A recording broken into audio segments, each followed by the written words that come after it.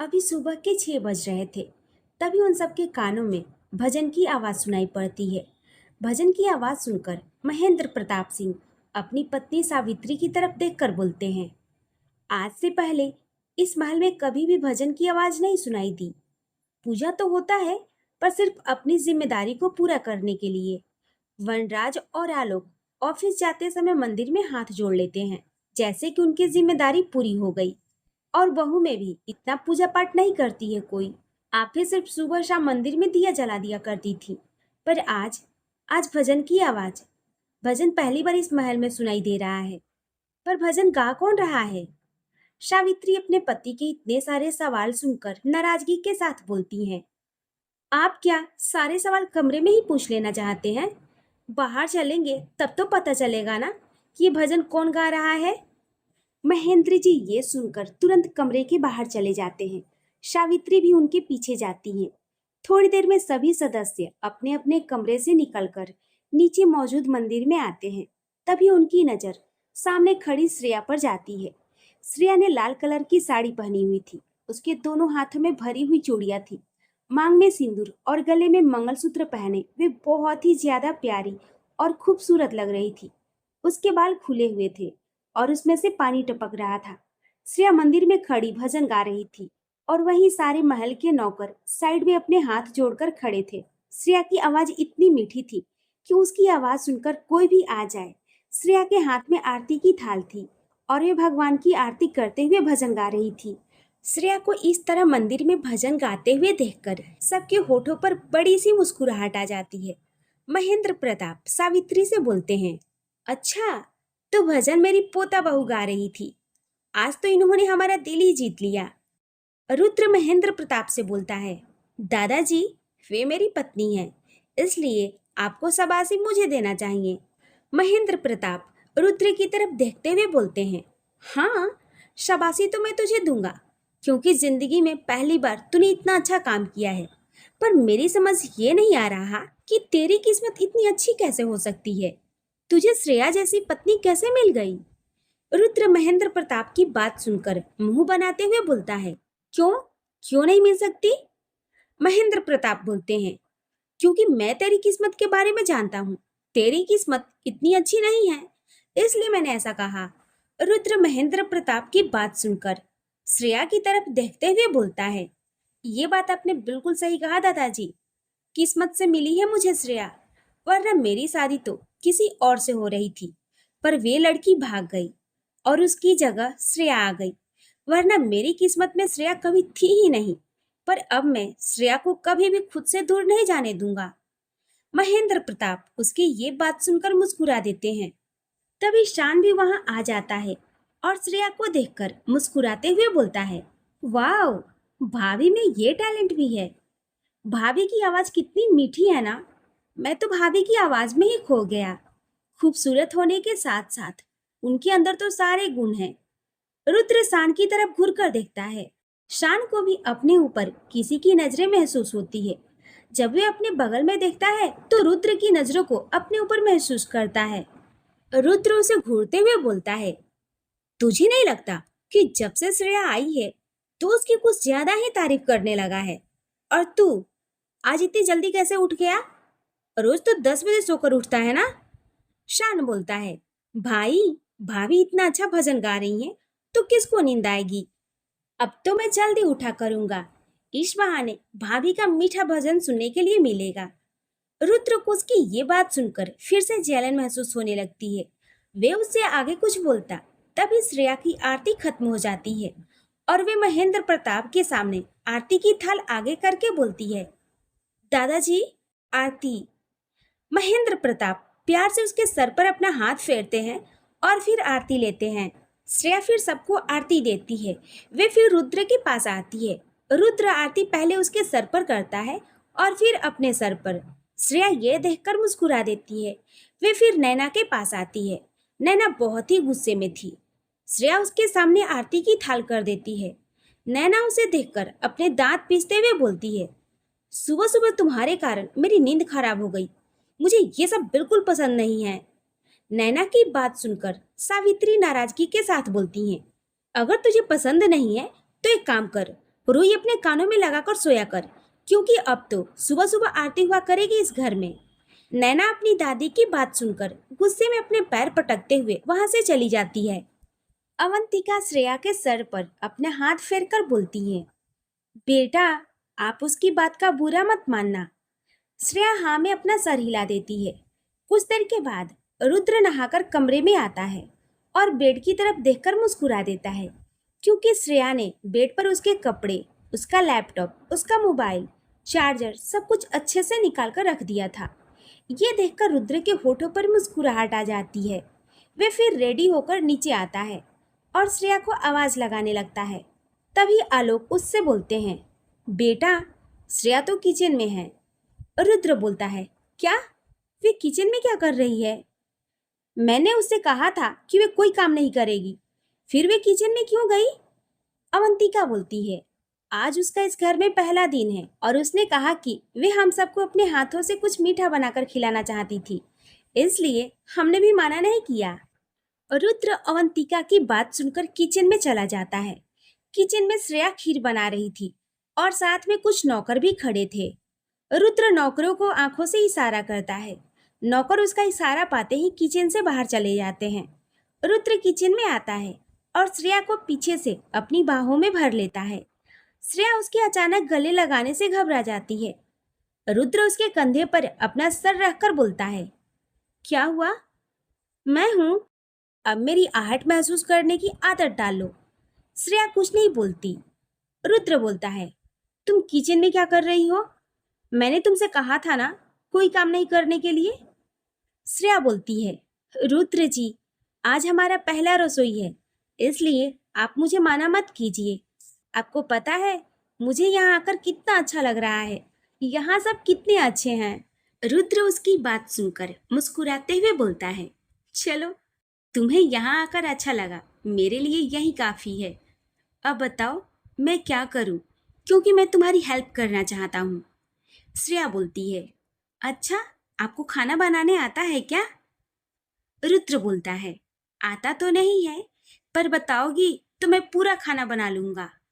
श्रेया फिर उसे बताने लगती है और रुद्र उसके बताए अनुसार ब्रेकफास्ट बनाने लगता है। यूं कहा जाए तो एक तरह से श्रेया रुद्र से सारा का सारा ब्रेकफास्ट बनवा रही थी और खुद चम्मच से खीर चला रही थी। कुछ देर के बाद रुद्र दो नौकरों को आवाज लगाता है।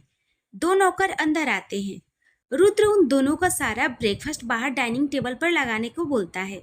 दोनों नौकर उसका ऑर्डर सुनकर बाहर डाइनिंग टेबल पर ब्रेकफास्ट लगाने लगते हैं। घर के सारे सदस्य फिर आकर चेयर पर बैठ जाते हैं। रुद्र और श्रेया भी बाहर आते हैं। अवंतिका जी नाश्ते की तरफ देखकर बोलती हैं, श्रेया बेटा, इतना कुछ बनाने की क्या जरूरत थी? मैंने कहा था ना सिर्फ खीर बनाना। श्रेया बोलती है, कोई बात नहीं माँ, मुझे ये सब बनाकर बहुत खुशी हुई। रुद्र श्रेया की ये बात सुनकर उसे गुस्से से घूरकर देखने लगता है। वनराज फिर श्रेया को अपने पास बुलाते हैं और उसे नेक देते हैं। आलोक और महेंद्र प्रताप भी श्रेया को नेक देते हैं।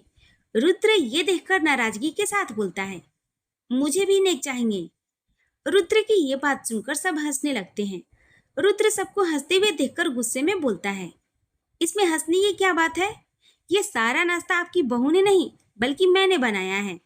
शान जो पानी पी रहा था, रुद्र की ये बात सुनकर उसके मुंह से पानी पूरा का पूरा निकलकर बाहर आ जाता है। रुद्र जब ये बोलता है कि पूरा ब्रेकफास्ट उसने बनाया है तो सब ये सुनकर हैरान हो जाते हैं। शान हैरानी से बोलता है, भैया, मुझे तो विश्वास नहीं हो रहा है आपकी बातों पर। मुझे लगता है कि कहीं मैं सपना तो नहीं देख रहा हूँ ना। आखिर आप ब्रेकफास्ट कैसे बना सकते हैं? मैं जरूर सपना देख रहा हूँ। रुद्र उसकी बात सुनकर घुरकर उसकी तरफ देखता है और फिर उसके पास आकर उसके हाथों पर जोर से पिंच करता है, जिससे शान की चीख निकल पड़ती है। वे अपने हाथों को सहलाने लगता है। रुद्र उसे आंखें दिखाकर बोलता है, अगर तू अब तक नींद में था तो जाग जा, क्योंकि ये सपना नहीं हकीकत है। सुरेखा रुद्र की बात सुनकर मुस्कुराते हुए अवंतिका से बोलती हैं, भाभी, शादी के बाद तो हमारा रुद्र सच में बदल गया है, वरना पहले तो हमारे साथ ब्रेकफास्ट भी नहीं करता था और आज इसने हम सबके लिए ब्रेकफास्ट बनाया। ये तो कमाल हो गया। फिर श्रेया की तरफ देखकर बोलती हैं, बेटा, आखिर आपने ऐसा क्या जादू कर दिया है हमारे रुद्र पर जो ये इतना बदल गया है। श्रेया सुरेखा की बात सुनकर रुद्र की तरफ देखकर मुस्कुरा देती है। अवंतिका श्रेया के कंधे पर हाथ रखकर सुरेखा से बोलती हैं, ये मेरी बहू के प्यार का जादू है। उसने अपने प्यार से हमारे जिद्दी बेटे को बदल दिया है। रुद्र अपनी माँ और अपनी चाची के मुंह से अपनी बुराई सुनकर नाराजगी के साथ बोलता है, आप दोनों कब से मुझे ही बुरा बोले जा रहे हो और अपनी बहू की तारीफ कर रहे हो। वनराज बोलते हैं, क्योंकि हमारी बहू तारीफ के काबिल है इसलिए हम उनकी तारीफ कर रहे हैं। ये सुनकर रुद्र मुंह बना लेता है। श्रेया फिर सबको ब्रेकफास्ट और खीर निकाल कर देती है। आलोक खीर खाकर बोलते हैं, बहुत ही टेस्टी खीर बनाया है बेटा आपने। सच में ऐसा खीर तो हमने कभी नहीं खाया था। रुद्र बोलता है, चाचू मैंने भी तो ब्रेकफास्ट बनाया है, वे भी तो खाकर बताओ कि कैसा बना है, और फिर मुझे भी नेक चाहिए। आलोक उसकी बात सुनकर हंसते हुए उसके हाथ का बनाया हुआ ब्रेकफास्ट खाकर बोलते हैं, बहुत ही अच्छा ब्रेकफास्ट बनाया है तूने। हाँ, पर नमक मिर्ची में थोड़ा ऊपर नीचे हो गया है, पर चलेगा। और ये ले तेरा नेग। इतना बोलकर वे पैसे निकालकर रुद्र के हाथों में पकड़ा देते हैं। रुद्र मुस्कुराकर पैसे लेकर श्रेया को दिखाता है। रुद्र की ऐसी बच्चों वाली हरकतें देखकर श्रेया हंसने लगती है। श्रेया फिर सबको खीर देने के बाद नैना के पास आती है। नैना बड़े ही नाराजगी के साथ बोलती है, कोई जरूरत नहीं मुझे देने की, मुझे ये सब नहीं पसंद है। श्रेया प्यार से बोलती है, आप एक बार खीर खाकर तो देखिए। नैना बोलती है, मैंने कहा ना मुझे नहीं चाहिए। तभी शान श्रेया के हाथ से खीर की कटोरी लेकर उससे मुस्कुराकर बोलता है, भाभी रहने दो, ये ना सिर्फ मिर्ची खाती है इसीलिए मिर्ची जैसी जुबान हो गई है इसकी। पर आप चिंता मत करो, इसकी खीर भी मैं ही खा लूंगा क्योंकि खीर बहुत ही ज्यादा टेस्टी बना है। श्रेया उसकी बात सुनकर मुस्कुरा देती है। नैना गुस्से में शान को देखने लगती है और फिर वहां से चली जाती है। श्रेया ये देखकर नैना को पीछे से आवाज लगाती है, नैना कम से कम अपना ब्रेकफास्ट पूरा कर लीजिए। पर नैना नहीं रुकती और वहां से चली जाती है। रुद्र फिर श्रेया के कंधे पर अपना हाथ रखकर बोलता है, जाने दो उसे, तुम उसके बारे में मत सोचो, बैठो और ब्रेकफास्ट करो। इतना बोलकर वे उसे बैठा देता है और खुद भी उसके बगल वाले चेयर पर बैठकर उसे अपने हाथों से ब्रेकफास्ट खिलाने लगता है। सभी सदस्य उन दोनों के बीच प्यार देखकर मुस्कुरा रहे थे। महेंद्र प्रताप रुद्र से बोलते हैं, कल शाम को मैं पार्टी रखूंगा। रुद्र बोलता है, पार्टी किस लिए दादाजी? महेंद्र प्रताप बोलते हैं, क्योंकि आपके शादी के बारे में किसी को पता नहीं है, इसलिए सबको श्रेया से मिलवाना चाहता हूँ ताकि सबको पता चल जाए कि आपने शादी कर लिया है। रुद्र बोलता है, ठीक है दादाजी, आप जैसा चाहें। महेंद्र प्रताप अपना सर हिला देते हैं। थोड़ी देर के बाद सभी ब्रेकफास्ट कर लेते हैं। रुद्र, आलोक और वनराज ऑफिस के लिए चले जाते हैं। महेंद्र प्रताप भी चले जाते हैं। सावित्री, सुरेखा और अवंतिका हॉल में बैठकर बातें करने लगती हैं और पार्टी में गेस्ट के लिस्ट बनाने लगती हैं। श्रेया भी अपने कमरे में आ जाती है। कुछ देर के बाद शान उसके कमरे के अंदर आता है। श्रेया उसे देखकर मुस्कुराकर बोलती है, शान भैया आइए ना, बैठिए। शान बोलता है, भाभी मैं बैठने नहीं आया हूँ, मैं आपको ये बोलने आया हूँ कि आप तैयार हो जाइए। श्रेया बोलती है, पर क्यों, कहाँ जा रहे हैं हम? शान बोलता है, दादाजी ने कल पार्टी का अनाउंसमेंट कर दिया है, इसलिए मैं आपको यहाँ का मॉल ले जाना चाहता हूँ ताकि आपके लिए एक अच्छी सी पार्टी में पहनने के लिए ड्रेस खरीद सकूँ। श्रेया बोलती है, पर इसकी ज़रूरत नहीं है, हमारे अलमारी में रुद्र जी ने पहले से ही बहुत सारे ड्रेस रखवा दिए हैं। शान उसकी बात सुनकर उससे रिक्वेस्ट करते हुए बोलता है, प्लीज़ भाभी चलिए ना, मैं आपको ये शहर भी दिखाऊंगा। आप यहाँ पहली बार आई हैं ना, और फिर आपसे थोड़ी टिप्स भी लेनी है। श्रेया बोलती है, कैसी टिप्स? शान बोलता है, मैं कब तक सिंगल रहूं, मुझे भी तो गर्लफ्रेंड चाहिए ना, बिल्कुल आपकी तरह, इसलिए लड़कियों का दिल कैसे जीते ये टिप्स मुझे आपसे लेनी है। श्रेया उसकी बात सुनकर हंसने लगती है और फिर मुस्कुराकर बोलती है, ठीक है आप बाहर वेट कीजिए, मैं तैयार होकर आती हूँ। शान मुस्कुराकर कमरे के बाहर चला जाता है। श्रेया भी कमरे का दरवाजा बंद करके तैयार होने लगती है। कुछ देर के बाद वे तैयार होकर कमरे के बाहर आती है और फिर शान के साथ मॉल जाने के लिए निकल जाती है। श्रेया और शान मॉल पहुंचते हैं। श्रेया मॉल के अंदर जाती है। वे इतने बड़े मॉल को देखकर हैरान हो जाती है। उसने पहली बार इतना बड़ा मॉल देखा था। शान मुस्कुराकर बोलता है, भाभी क्या हुआ, रुक क्यों गई आप? श्रेया मॉल के चारों तरफ अपनी नजरें दौड़ाते हुए बोलती है, शान जी, ये मॉल तो बहुत ही बड़ा है। मैंने ऐसा मॉल जिंदगी में पहली बार देखा है। शान मुस्कुराकर बोलता है, भाभी यहाँ ऐसे ही बड़े बड़े और भी मॉल है, पर वहाँ मैं आपको किसी और दिन ले जाऊंगा। अभी चलिए, आपके लिए एक अच्छी सी ड्रेस पसंद करते हैं। श्रेया बोलती है, पर शान जी, इसकी ज़रूरत क्या है? मेरे पास ऑलरेडी बहुत सारे ड्रेस हैं। रुद्र जी ने मुझे दिया है। शान बोलता है, भाभी एक ड्रेस अपने देवर की तरफ से भी ले लो। मैं चाहता हूँ कि आप पार्टी में वही ड्रेस पहनना। आपको पता है पार्टी में वीआईपी गेस्ट आने वाले हैं और भी बड़े बड़े लोग आएंगे, और मैं नहीं चाहता कि मेरी भाभी किसी से कम दिखे। मैं चाहता हूँ सब आपको देखे तो बस देखते ही रह जाएं।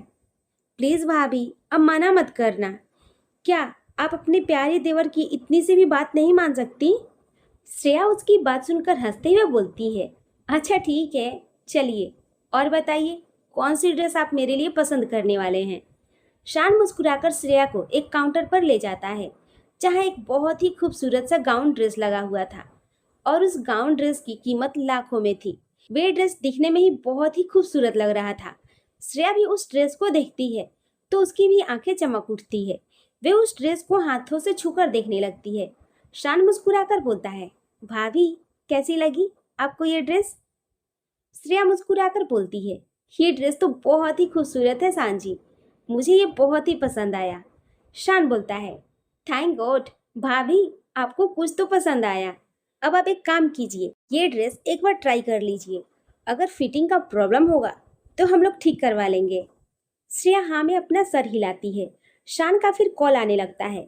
वह श्रेया से बोलता है, भाभी आप ड्रेस ट्राई कीजिए, मैं ये कॉल अटेंड करके आता हूँ। इतना बोलकर वे वहाँ से चला जाता है। श्रेया भी ड्रेस लेकर ट्रायल रूम की तरफ जाने लगती है। तभी उसकी नज़र वहीं थोड़ी दूर काउंटर के पास खड़े एक कपल पर पड़ती है। वहाँ रुद्र की बहन नैना और उसके साथ एक लड़का खड़ा था।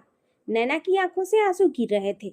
वे उस लड़के का हाथ पकड़कर उससे कुछ बोल रही थी, पर वे लड़का बार बार बड़ी बेरहमी से उसका हाथ गुस्से से झटक रहा था। श्रेया ये देखकर थोड़ा उनके करीब चली जाती है ताकि उसे उनकी बातें सुनाई दे सके। नैना उस लड़के से रोते हुए बोलती है, ऐसा मत बोलो प्लीज रौनक, मैं तुमसे बहुत प्यार करती हूँ। तुम्हें जो चाहिए ना मैं तुम्हें दूंगी। तुम आज शाम की पार्टी में आ जाना, मैं तुम्हें पैसे दे दूंगी, पर प्लीज मुझे छोड़कर जाने की बात मत करो। मैं सबसे ज्यादा प्यार सिर्फ तुमसे करती हूँ और किसी से नहीं। रौनक गुस्से में बोलता है, शाम तक पैसे का इंतजाम नहीं किया ना तो कल से अपना चेहरा मत दिखाना। आ जाऊंगा मैं शाम को पार्टी में। उसके जाने के बाद इतना बोलकर श्रेया वे नैना के कंधे पर पीछे से अपने हाथ रखती है। नैना अपने आंसू साफ करके श्रेया की तरफ देखती है। श्रेया को देखते ही उसकी आंखों में गुस्सा उतर आता है।